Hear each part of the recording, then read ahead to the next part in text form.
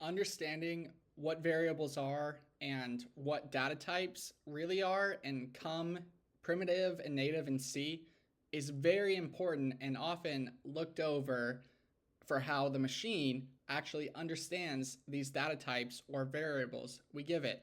And that's why I'm going to be doing a short segment of a bunch of videos regarding data types in C and what they really are under the hood, what the computer's really seeing these data types as. We first want to start, of course, with the most primitive data types.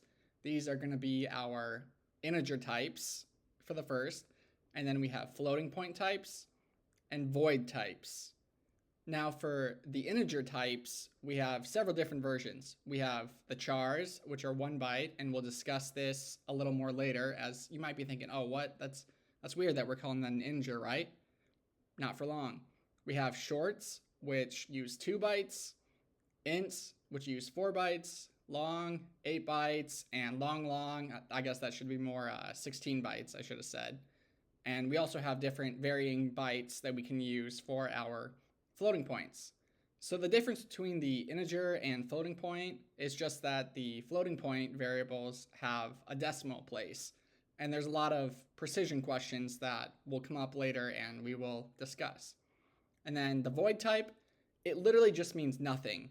It's not even 0. It's nothing.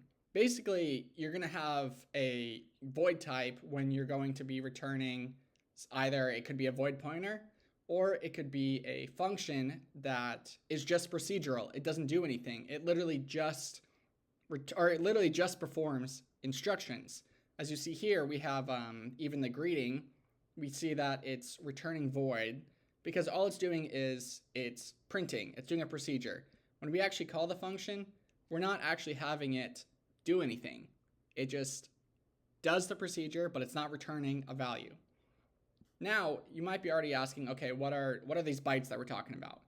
We should understand that computers only understand binary, and it was found to be convenient to use this binary in terms of bytes.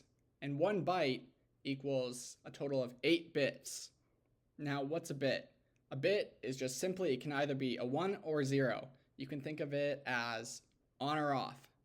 Now, thinking back to integers, we are given 4 bytes, or essentially 32 bits, to store and display our values.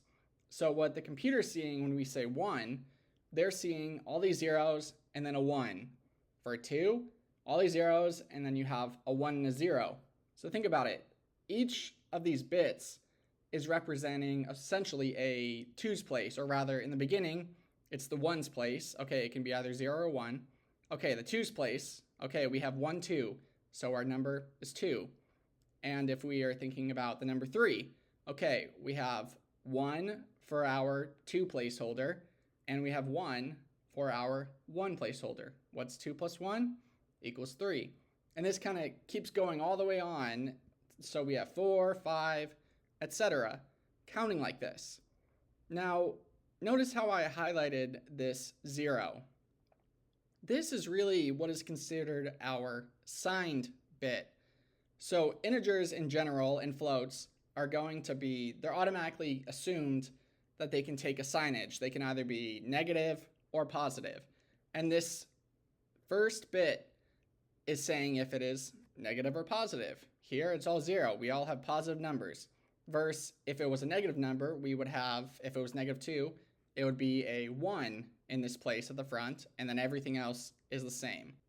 Now, if we're thinking in terms of these signed integers, remember if we say int x equals 5, it's automatically assumed that it could be signed or unsigned. We could have done int x equals -5. We can think of the range that this gives us. We don't have all of the 32 bits really to work with. We have 31 bits to work with, and then we have our signed bit. So you can see here that the largest number it could be is this 2,147,000, or 2 billion actually, very large numbers. And the smallest would be our negative. Plus we have 8, you can see how it's 648, 647 here. Just kind of a weird thing because we do have 0 as an actual integer. But what's most important is that you see that it is marked 1 for the signed bit.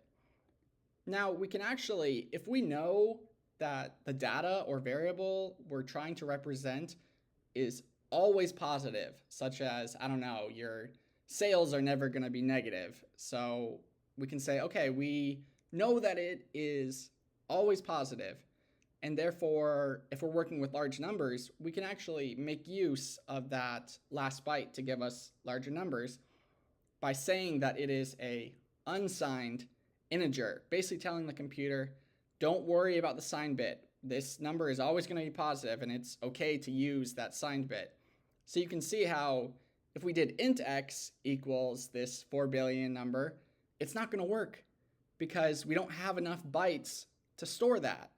But if we declare that it is a unsigned integer, as we did for y, then we can actually store this very big number and make use of that extra bit of data. I mean, that one bit gives us an extra 2 billion numbers to work with.